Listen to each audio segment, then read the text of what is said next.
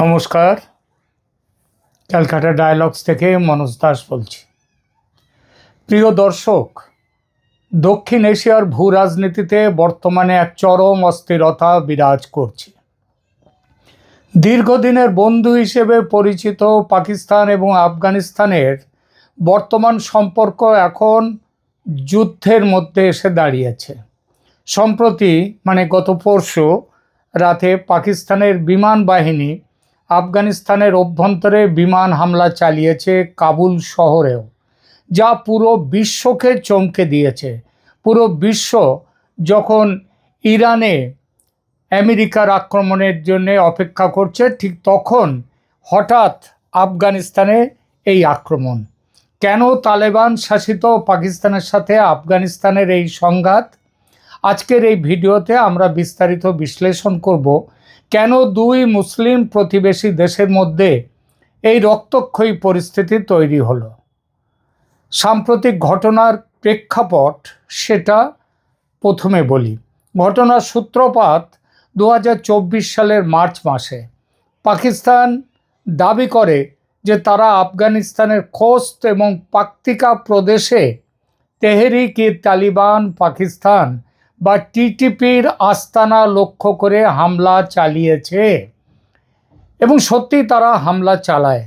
পাকিস্তানের অভিযোগ ছিল উত্তর ওয়াজিরিস্তানে পাকিস্তানি সেনাদের ওপর একটি বড় হামলার পরিকল্পনা আফগান ভূমি থেকে করা হয়েছিল।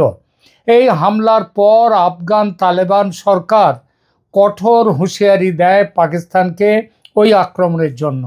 তারা একে আফগানিস্তানের সার্বভৌমত্বের লঙ্ঘন হিসেবে অভিহিত করে এবং সীমান্তে পাল্টা গোলাবর্ষণ শুরু করে দেয়। কিন্তু প্রশ্ন হলো, পাকিস্তান কেন এত বড় ঝুঁকি নিল? এই দ্বন্দ্বের মূল কেন্দ্রবিন্দুতে রয়েছে তেহরিক-ই-তালেবান পাকিস্তান বা টিটিপি। যদিও তারা নাম ও আদর্শগতভাবে আফগান তালেবানের কাছাকাছি, কিন্তু তাদের লক্ষ্য হলো পাকিস্তান সরকারকে উৎখাত করে সেখানে তালেবানি শাসন কায়েম করা। 2021 সালে আফগানিস্তানে তালেবান ক্ষমতায় আসার পর, আমেরিকাকে গোহারান হারিয়ে দেওয়ার পর আমেরিকা যখন পালালো, পাকিস্তান আশা করেছিল যে টিটিপি দমনে তালেবান পাকিস্তানকে সাহায্য করবে, কিন্তু বাস্তবে দেখা গেল উল্টো। আফগান তালেবানের আশ্রয় প্রশ্রয়ে টিটিপি তেহরিক-ই-তালেবান পাকিস্তান যাদের নাম, তারা আরও শক্তিশালী হয়ে উঠল এবং পাকিস্তানি সীমান্তে তারা নিয়মিত হামলা চালাতে শুরু করলো।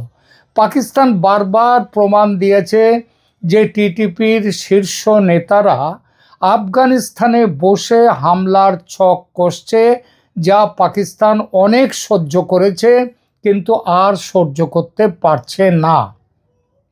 এরপরে পাকিস্তান করল কি? পাকিস্তানে যে আফগান গৃহযুদ্ধের সময় যে বিপুল সংখ্যক কয়েক লক্ষ আফগান যে পাকিস্তানে ছিল, তাদেরকে পাকিস্তান সেখান থেকে বহিষ্কার করলো এবং তারা পাকিস্তান ছেড়ে আফগানিস্তানে চলে যেতে বাধ্য হলো। তখন গোলমালটা আরও পেকে উঠল তখন। আর এর পরে আসছে যে সীমান্তের এই উত্তেজনার আরেকটি বড় কারণ, সেটাও মূল কারণও অনেকে বলেন, তো মূল না হোক তার কাছাকাছি তো বটেই, সেটা হচ্ছে ডুরান্ড লাইন বিতর্ক। ডুরান্ড লাইন হচ্ছে এই উত্তেজনার, সীমান্ত উত্তেজনার আর এক ঐতিহাসিক কারণ। 1893 সালে ব্রিটিশরা তারা আফগানিস্তান এবং তৎকালীন ভারতের যে সীমান্ত ছিল, সেই সীমান্ত একটা এঁকে দেয়, সেইটার নাম ছিল ডুরান্ড লাইন। তো ব্রিটিশদের আঁকা এই সীমানা রেখাকে স্বাধীনতার পর, 47-এর স্বাধীনতার পর, পাকিস্তান গঠনের পর, পাকিস্তান সেই 1893 সালের ডুরান্ড লাইনকে তাদের আন্তর্জাতিক সীমানা বলে মানলেও কোনো আফগান সরকারই, তা সে গণতান্ত্রিক আফগান সরকার হোক বা তালেবান সরকার হোক, তারা একে মেনে নেয়নি। তারা মনে করে যে ডুরান্ড লাইনে আফগানিস্তানের সীমানার অনেকটা অংশ পাকিস্তানের মধ্যে দিয়ে চলে গেছে। আফগানিস্তান মনে করে এই সীমান্ত তাদের পশতুন বলে যে জনগোষ্ঠী আছে সেই জনগোষ্ঠীকে দুভাগে ভাগ করে দিয়েছে। এক ভাগ পাকিস্তানে রয়েছে আর এক ভাগ আফগানিস্তানে। পাকিস্তান যখন সীমান্তে ওই ডুরান্ড লাইন বেস করে কাঁটা তারের বেড়া দিতে শুরু করলো, তখন থেকেই তালেবানের সাথে তাদের বিবাদ চরম আকার ধারণ করে। তালেবান যোদ্ধারা মাঝে মধ্যেই সেই বেড়া ভেঙে ফেলে, ছিঁড়ে ফেলে, সরাসরি সংঘাতের জন্ম তারপর থেকেই শুরু হয়েছে। এর সাথে সাথে পাকিস্তানের একটা অভ্যন্তরীণ চাপ ও অর্থনৈতিক সংকট, যে পাকিস্তানের রাজনৈতিক নেতাদের তাদের যে অর্থনৈতিক তারা যেটা শুরু করেছে যে দুর্নীতি এবং মুদ্রাস্ফীতির যে কারণেও এই সমস্ত ব্যাপার একটা বড় ব্যাপার। পাকিস্তানের এই সামরিক পদক্ষেপের পেছনে পাকিস্তানের আভ্যন্তরীণ সেই রাজনীতি তারও একটা বড় ভূমিকা আছে। পাকিস্তানের বর্তমান সরকার এবং সেনাবাহিনী জনগণের কাছে প্রমাণ করতে যায় তাদের অজেয় শক্তির কথা। পাকিস্তান আপনারা সারা বিশ্ব জানে যে একটা মোটামুটি ভিখারির দেশে পরিণত হয়ে গেছে। ক্রমাগত অর্থনৈতিক সংকট এবং রাজনৈতিক অস্থিরতার মাঝে জাতীয় নিরাপত্তা ইস্যুটিকে সামনে এনে পাকিস্তান চাইছে নিজেদের মুখ বাঁচাতে। পাকিস্তান সরকার দেশের মানুষের মনোযোগ ওই সংকটের দিক থেকে ঘোরানোর চেষ্টা করছে আফগানিস্তানের দিকে। তাছাড়া নিজ দেশে ক্রমবর্ধমান জঙ্গি হামলা, যেটা বালুচিস্তান, পাক্তানিস্তান ইত্যাদি জায়গা থেকে যেটা শুরু হয়েছে, তার মুখে পাকিস্তানের সেনাবাহিনী এখন কোণঠাসা। বিশেষ করে বালোচ সেনার বিআরএ, বালোচ রিপাবলিক আর্মি, তাদের আক্রমণের মুখে পাকিস্তানের সেনাবাহিনী এখন কোণঠাসা। এছাড়া আঞ্চলিক ও রাজনৈতিক প্রভাবেরও একটা বড় ভূমিকা আছে। এই সংঘাতের প্রভাব শুধু এই দুই দেশের মধ্যেই সীমাবদ্ধ নয়। চীন এই অঞ্চলে বড় বিনিয়োগকারী। তাদের সিপিইসি প্রকল্প, সেই প্রকল্প তৈরি হয়েছে এই অঞ্চল দিয়ে, পাকিস্তানের ওপর দিয়ে, পাকিস্তানের ভেতর দিয়ে, বালুচিস্তানের ওপর দিয়ে। পাকিস্তানের চীনা নাগরিকদের ওপর তালেবানের টিটিপির হামলা চীনকে চিন্তিত করে তুলেছে। অন্যদিকে আমেরিকাও এই পরিস্থিতির ওপর নজর রাখছে।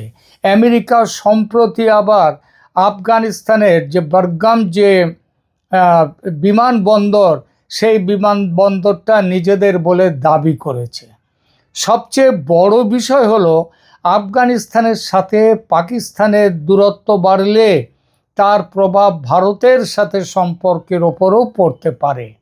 ফলে ভারত, চীন, আমেরিকা এদের সবারই একটা ভূ রাজনৈতিক স্বার্থ আছে আফগানিস্তান পাকিস্তানের এই সংকটে। আফগানিস্তানের মানবিক সংকট এবং শরণার্থীদের ভবিষ্যৎ নিয়ে বিশ্বজুড়ে উদ্বেগ বাড়ছে। পাকিস্তান ইতিমধ্যে হাজার হাজার, যেটা আগে বললাম, হাজার হাজার আফগান শরণার্থীকে জোর করে ফেরত পাঠিয়ে দিয়েছে এবং তাদের সেটা কয়েক লক্ষ আফগান শরণার্থীকে জোর করে পাকিস্তান থেকে আফগানিস্তানে ঠেলে পাঠিয়েছে। এটা এই দুই দেশের উত্তেজনাকে আরও কয়েক গুণ বাড়িয়ে দিয়েছে। বর্তমান অবস্থা তাহলে কোথায় এসে দাঁড়াচ্ছে? বর্তমান পরিস্থিতি এমন এক পর্যায়ে যে সামান্য কোনো ভুল বড় আকারে যুদ্ধের সূত্রপাত করতে পারে। পাকিস্তান বিমান হামলা চালিয়ে সেই বড় ভুলটা করেছে কিনা এটা প্রশ্ন করা যেতেই পারে। তবে পাকিস্তান বিমান হামলা চালিয়ে কড়া বার্তা দিলেও আফগান তালেবানরাও দমে যাওয়ার পাত্র নয়। তারা আগে রাশিয়াকে হারিয়েছে, সোভিয়েতকে, পরে আমেরিকাকেও মুখ তাদের পুড়িয়ে চলে যেতে হয়েছে। সুতরাং আফগান তালেবানদের লড়াইয়ের কৌশল কিন্তু ভিন্ন। এটা ঠিকই, আফগানিস্তানের এখন যেটা বিমান, যে এয়ার পাওয়ার তাদের নেই, খুবই খারাপ। কিন্তু এটা মনে রাখতে হবে যে বিশাল বড় এয়ার পাওয়ার থাকা সত্ত্বেও সোভিয়েত রাশিয়া এবং আমেরিকাকে তারা আফগানিস্তান থেকে পালাতে বাধ্য করেছে। তাই তারা স্পষ্টভাবে জানিয়েছে তাদের মাটিতে বিদেশি হস্তক্ষেপ তারা বরদাস্ত করবে না। এটা তো হলো, কিন্তু এবার দেখা যাক পাকিস্তান ও আফগানিস্তানের মধ্যে সাম্প্রতিক এই সংঘাত কী রকম ভয়াবহ রূপ নিয়েছে। মাত্র 1.5 দিনের লড়াইতে দুই দেশের পক্ষ থেকে ক্ষয়ক্ষতির যে দাবি করা হয়েছে তাতে ব্যাপক অসামঞ্জস্য থাকলেও বড় কিছু যে হচ্ছে সেটা বোঝাই যায়। প্রাণহানির ব্যাপারটা ধরুন, দুই দেশের দাবি অনুযায়ী নিহতের সংখ্যা আলাদা আলাদা রকম। আফগানিস্তান দাবি করেছে, তাদের তালেবান সরকার বলেছে যে পাকিস্তানের বিমান হামলায় মূলত সাধারণ আফগান এবং সিভিলিয়ানরা ক্ষতিগ্রস্ত হয়েছে। তাদের মতে নানগারহার ও পাকতিকা প্রদেশে অন্তত 18 থেকে 23 জন বেসামরিক নাগরিক নিহত হয়েছেন, যার মধ্যে নারী ও শিশু রয়েছে। নানগারহারের একটি পরিবারেরই 18 জন সদস্য নিহত হওয়ার খবর পাওয়া গেছে। এছাড়া অন্তত 8 জন আফগান সেনা নিহত এবং 11 জন আহত হয়েছেন, এটা আফগানিস্তানের দাবি। আর পাকিস্তানের দাবি কি? পাকিস্তানের সামরিক বাহিনী এই হামলাকে অপারেশন গজব লিল হক এই নামে অভিহিত করেছে। তাদের দাবি অনুযায়ী হামলায় টিটিপি এবং আফগান তালেবানের ব্যাপক ক্ষয়ক্ষতি হয়েছে। অন্তত 80 জন টিটিপি জঙ্গি নিহত হয়েছে। আফগান তালেবানের 133 থেকে 274 জন সদস্য নিহত এবং প্রায় 200 থেকে 400 জন আহত হয়েছে। এটা 200 থেকে 400, কারণ দাবি ভেদে সংখ্যাটা ভিন্ন ভিন্ন। তো আর জাতিসংঘ একটা তথ্য অবশ্য দিয়েছে। জাতিসংঘ বলেছে যে এখন পর্যন্ত অন্তত 13 জন বেসামরিক নাগরিকের মৃত্যু এবং 7 জনের আহত হওয়ার বিষয়টি জাতিসংঘ নিশ্চিত করেছে। তবে ধ্বংসস্তূপের নিচে আরও মানুষ থাকতে পারে বলে তারা আশঙ্কা করছে। পাকিস্তানের নিজস্ব ক্ষয়ক্ষতি, আফগান তালেবানের পাল্টা হামলায় পাকিস্তানের দিকেও ক্ষয়ক্ষতি হয়েছে, এটাও এখন পাকিস্তানকে বাধ্য হয়ে মানতে হচ্ছে। পাকিস্তান বলেছে তাদের 12 জন সেনা পর্যন্ত নিহত হয়েছে এবং 27 জন আহত হয়েছে। আফগানিস্তান বলেছে পাকিস্তানের অন্তত 40 থেকে 55 জন পাকিস্তানি সেনা নিহত। আর অবকাঠামোর ক্ষয়ক্ষতি ব্যাপক। আফগানিস্তানে কি ক্ষতি হয়েছে? পাকিস্তানের বিমান হামলায় অনেকগুলো বাড়িঘর, একটি ধর্মীয় মাদ্রাসা এবং একটি মসজিদ ভেঙেছে। পাকিস্তান দাবি করেছে যে তারা তালিবানের 27টা সীমান্ত চৌকি, 2টো কর্পস হেডকোয়ার্টার, 3টে ব্রিগেড সদর দপ্তর এবং অন্তত 80টি ট্যাঙ্ক ও সাজোয়া গাড়ি ধ্বংস করেছে। আর পাকিস্তানে তালেবান বলছে, তালেবানের নয়, এটাও বলা হচ্ছে যে তালেবানের পাল্টা গোলাবর্ষণে পাকিস্তানের সীমান্তেরও বেশ কিছু চেকপোস্ট এবং সীমান্ত অবকাঠামো ধ্বংস হয়েছে। 15টার মতো পাকিস্তানি পোস্ট তালেবানরা দখল বা ধ্বংস করেছে বলে তালেবান দাবি করেছে। আফগানিস্তান ও পাকিস্তানের এই সংঘাত দক্ষিণ এশিয়ায় নতুন করে অস্থিতিশীলতা তৈরি করছে। এর সমাধান কি আলোচনার টেবিলে সম্ভব, নাকি টিটিপি ইস্যুতে দুই দেশের এই শত্রুতা আগামী দিনে আরও বেড়ে একটা ভয়ঙ্কর রক্তক্ষয়ী সংঘর্ষে পরিণত হবে কিনা সেটা আগামী দিন বলবে। ইতিমধ্যে আমেরিকা এসে আবার ধোঁয়া দিতে শুরু করেছে। ওই যে বলে না একে মা মনসা তাতে ধুনোর গন্ধ, সেটা করেছে। আমেরিকা আরও জটিল করে দিয়েছে পরিস্থিতি। যুদ্ধ থামানোর চেষ্টা না করে বা পাকিস্তানের বিমান আক্রমণের সমালোচনা না করে আমেরিকা পাকিস্তানের পাশে আছে বলে ঘোষণা করে দিয়েছে তাদের স্বার্থের কথা ভেবে। প্রিয় দর্শক, আপনাদের কি মনে হয় পাকিস্তানের এই আক্রমণ কি সঠিক ছিল, নাকি এর ফলে সন্ত্রাসবাদ আরও বাড়বে? কমেন্ট করে আপনার মতামত জানান। ভিডিওটি ভালো লাগলে লাইক দিন এবং এই ধরনের ভূ রাজনীতি বিষয়ক আলোচনার জন্য চ্যানেলটি সাবস্ক্রাইব করুন। ধন্যবাদ।